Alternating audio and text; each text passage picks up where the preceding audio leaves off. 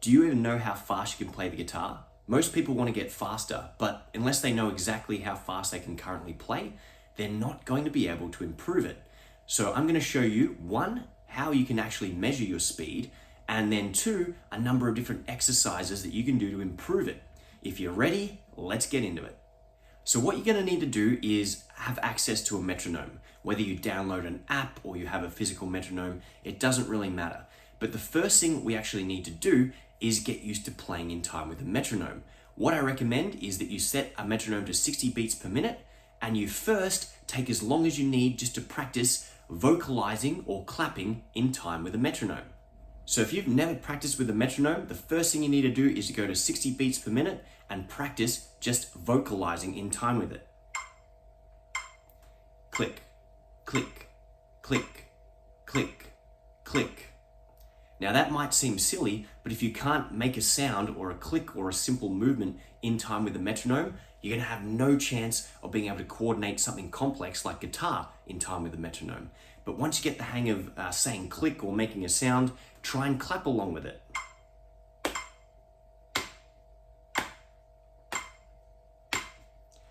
You might need to spend a couple of minutes just getting used to that at a couple of different tempos. But don't go too much slower than 60 because the timing will be hard, and don't go too high because then it becomes physically hard to keep up with the tempo there. Now, assuming you can already vocalize or clap in time with the click, it's time to grab our guitar. We're going to do a couple of exercises just to get you used to playing in time with the metronome. So the first thing we're going to get you to do is play one note on your guitar at a time. You can either do an open string or just a single fretted note. The truth is you'll never be able to play faster than what you can actually pick a single string on the guitar. So unless we practice building up the speed of our picking hand and measuring how fast we can just pick, we're never going to be able to play faster, and there's no point adding in our fretting hand. What you're going to do for this exercise, starting at 60 beats per minute, is you're going to play one note per click in time with the metronome. If you can do this 5 to 10 times in a row, then you can increase the tempo of the metronome. I generally recommend 5 beats per minute at a time. Let's put on the metronome and I'll show you how this goes. Here we go at 60 beats per minute.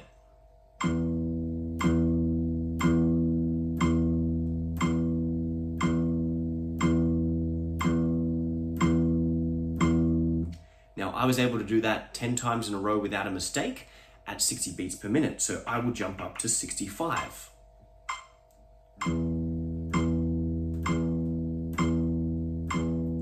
I was able to do that 5 times in a row. I'm going to jump up to 70. And if I keep doing every one 10 times, it's going to take much longer, and this will blow the time of the video well and truly out. So what I want you to do at home, if you want to be really strict with it, go for 10 correct playthroughs. If you want to be a little bit more casual, go for 5, but you only need to invest a huge amount of time in the first practice session. You need to find your maximum speed on day 1, and that's going to take a little bit more time up front, but once you've found it, then we've got a number to work with and we don't need to invest as much time up front. So bear with me, but for this video, I'm going to say go for 5 in a row. So I've done 65, now we're going to go up to, I can't remember if I did 65 or 70 yet, but now I'm at 75.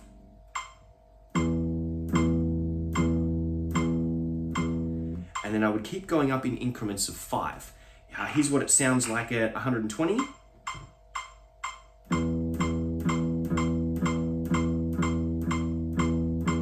And we'll shoot for 200.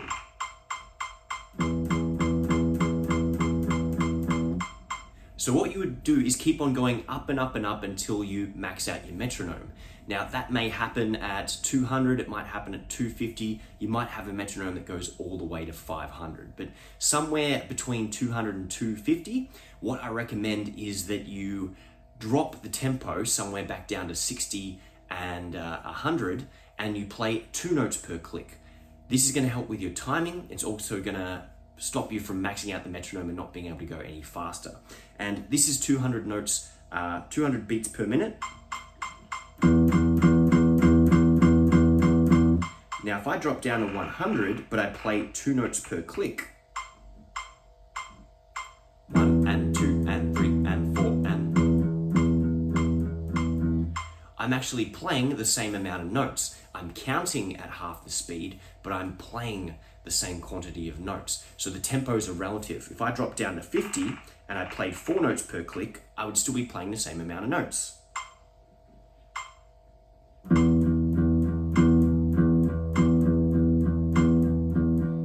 So there is the exercise. What you need to do is, in the beginning, just focus on downstrokes, do at least 5 correct playthroughs in a row, and then go up by 5 BPM.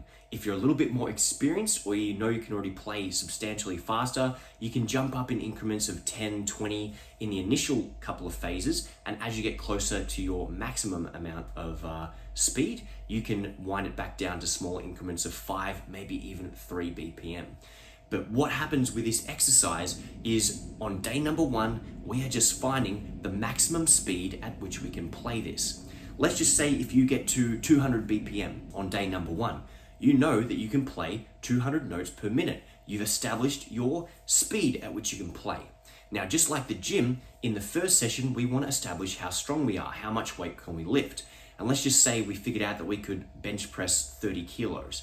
We started with a broomstick, and then we did a 5 kilo bar, then a 10 kilo bar, and then maybe 15 and 20. The bars come at 20 for those of you who do lift.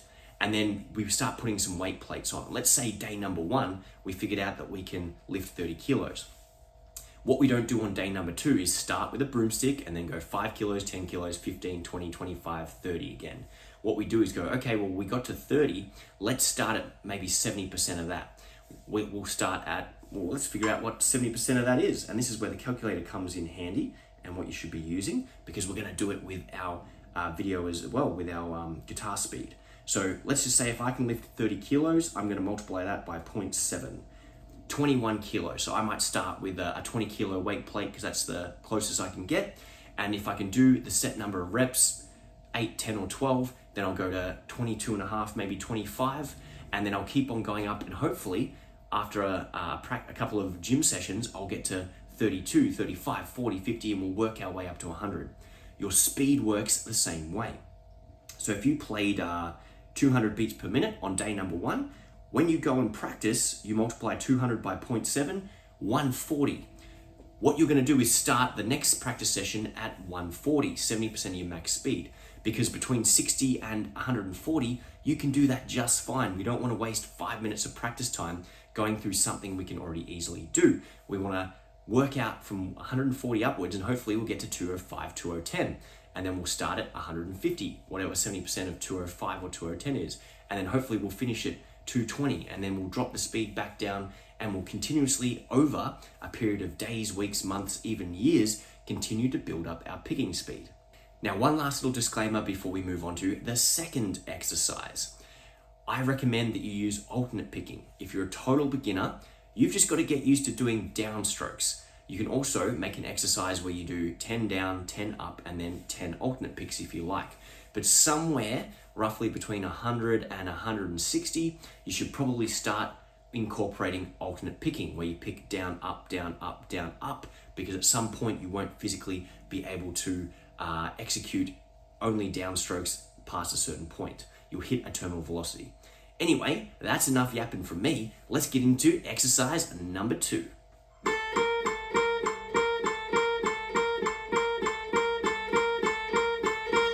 So for exercise number 2, we're going to be playing 2 fingers on a single string. We're going to play fret number 5 on string 1 and fret number 6 on string 1 with our first finger and our index finger, like this.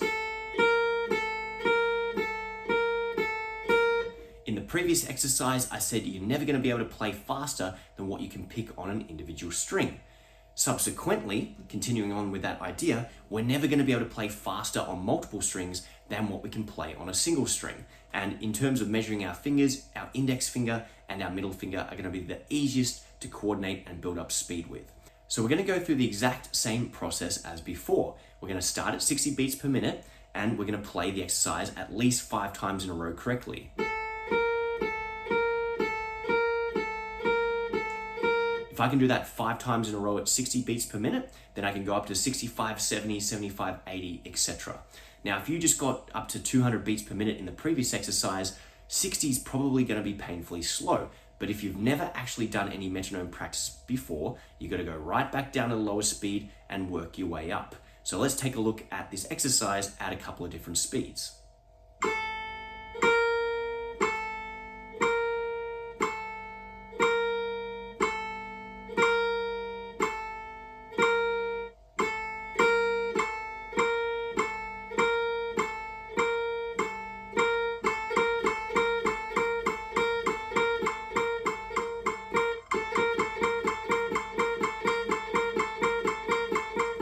Yes, this is going to be time consuming, but you only need to spend all that big upfront time once. Find the maximum speed at which you can play, and then tomorrow when you go practice, or the next time you do this, you start at 70% of that speed. Just take a calculator, multiply whatever that number is by 0.7, and that is going to be the next starting speed. And hopefully you keep on pushing past your max, you increase the upper threshold, you increase the lower threshold. You keep on improving over time. Now, the most important thing you can do is measure it. And I also highly recommend that you record your personal best on day number 1, so that in 30 days from now, 90 days from now, 12 months from now, you can look back and see how much you've actually improved. Now, the final exercise for this video would be to take this concept and try and map it to a scale, such as our pentatonic scale or our major scale. For simplicity's sake, you can just take a 1 octave minor pentatonic scale, simply ascending, and set your metronome to 60 beats per minute.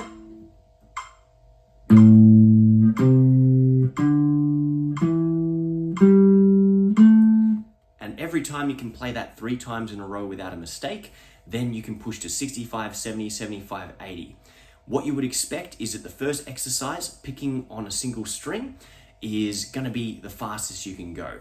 Then the second exercise, 2 fingers on a single string, is going to be roughly 80% of that. And then if we learn a pentatonic scale and map these exercises and the finger patterns to that scale, that's going to be 80% of whatever exercise number 2 was. And we just forever keep on increasing the time and the tempo. So in terms of what to practice and what to do from here, I highly recommend that you print out a practice log and you track your progress over time. I currently have a 30-day technical transformation program that I'm using to help my guitar students build speed. You can access that for free at the link above or the link I put in the description. And what that does is it gives you 10 exercises that you can use to build speed over a 30-day period. It's a great concept. I'll make another video about that. But as a beginner, you can use the practice log from that with the 3 exercises we've talked about today.